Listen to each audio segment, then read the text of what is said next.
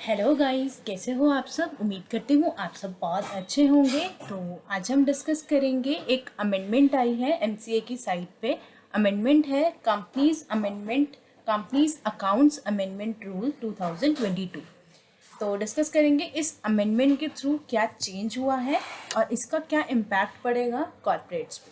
ठीक है, तो जो अमेंडमेंट आई है पहले हम उसको अमेंडमेंट नोटिफिकेशन से पढ़ते हैं, फिर मैं आपको उसका क्रक्स दूंगी। ठीक है, अमेंडमेंट आई है जो वो आई है कंपनीज अकाउंट्स अमेंडमेंट रूल्स 2022 से। ठीक है, ये पब्लिश कब होगी, ये इफेक्ट में कब आएगी, ये आएगी जब ये ऑफिशियल गैजेटे में पब्लिश हो जाएगी ना, उस दिन से ये इफेक्ट में आ जाएगी। ठीक है, they shall come into force on the date of their publication.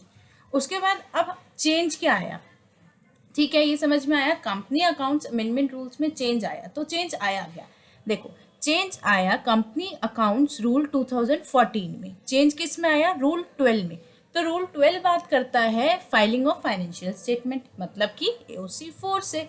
ठीक है, अब इस रूल में चेंज क्या आया, इस रूल में ना एक रूल सब रूल था 12 सब रूल 1A। 12 सब रूल 1A के बाद इन्होंने 12 सब रूल 1B को इंसर्ट किया।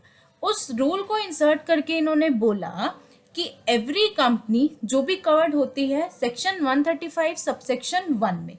सेक्शन 135 बात करता है सीएसआर की। सीएसआर मतलब कॉर्पोरेट सोशल रिस्पॉन्सिबिलिटी।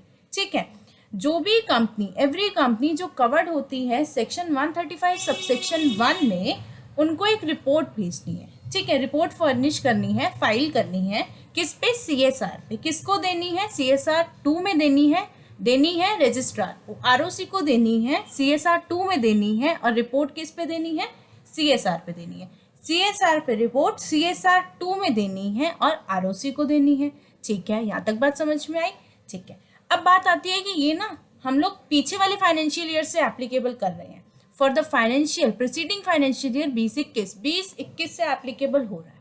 ठीक है, एंड ऑनवर्ड्स भी आपको फाइल करना है, यानी कि 2021 से लेकर आगे अब आपको हर साल फाइल करना है, हर फाइनेंशियल ईयर का फाइल करना है। अब जो आगे का फाइल करना है वो कह रहे हैं एज एन एडेंडम करना है फॉर्म एओसी 4 के साथ, एक्सबीआरएल के साथ या एनबीएफसी के साथ, एज अ केस में भी, जो भी आपके केस में फाइल होता है उसके साथ। ठीक है, अब प्रोवाइजो इंसर्ट कर दिया। प्रोवाइजो इंसर्ट करके कह रहे हैं कि फॉर्म सीएसआर 2 जो है ना वो एप्लीकेबल होगा और वो फाइल करना है आपको 31 मार्च 2022 से पहले। ठीक है, तो अब हम इसको डिस्कस करते हैं कि इसमें है क्या।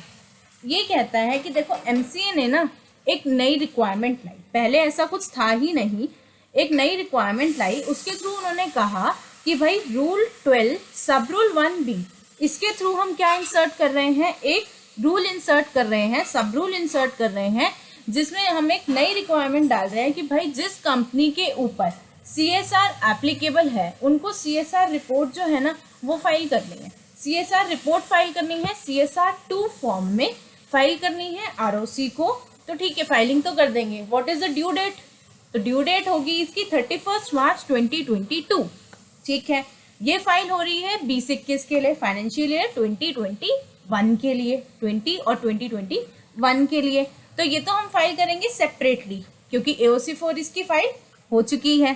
ठीक है, तो ये तो आपको सेपरेटली फाइल करनी है 31 मार्च 2022 से पहले।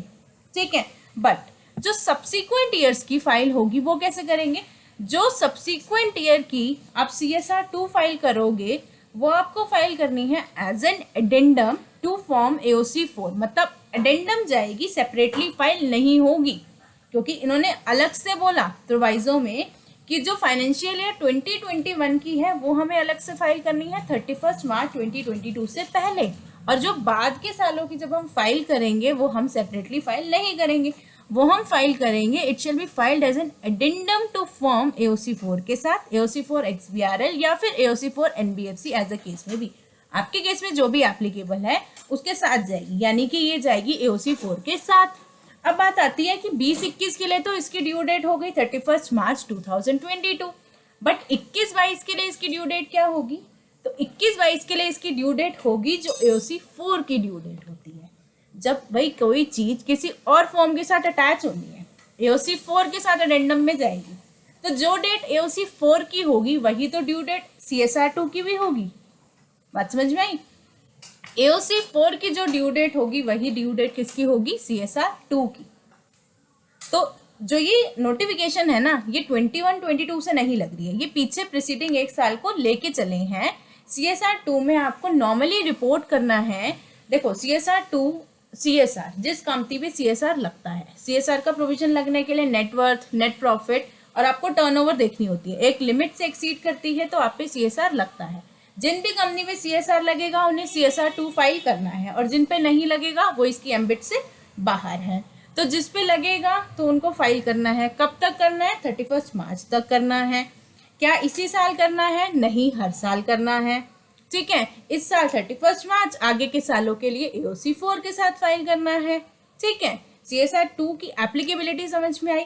अब CSR में जाएगा क्या भाई, CSR में वो आपसे सारी इन्फॉर्मेशन लेंगे। आपकी कंपनी की नेट प्रॉफिट क्या है, आपकी कंपनी की टर्नओवर क्या है, नेटवर्थ क्या है, अगर आपकी कंपनी में CSR कमेटी बनी हुई है तो उसमें कितने डायरेक्टर्स हैं।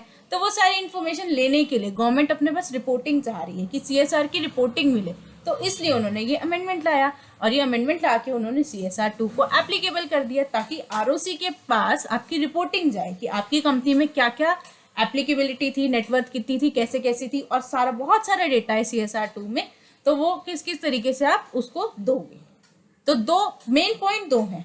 2021 की जो आप फाइल करोगे वो आप करोगे 31 मार्च 2022 से पहले, और आगे के सालों के लिए जो आप फाइल करोगे वो करोगे AOC 4 के साथ। तो जो ड्यू डेट आपकी AOC 4 की बनती है उस तक आपको CSR 2 भी फाइल करना होगा, क्योंकि एडेंडम जाएगा।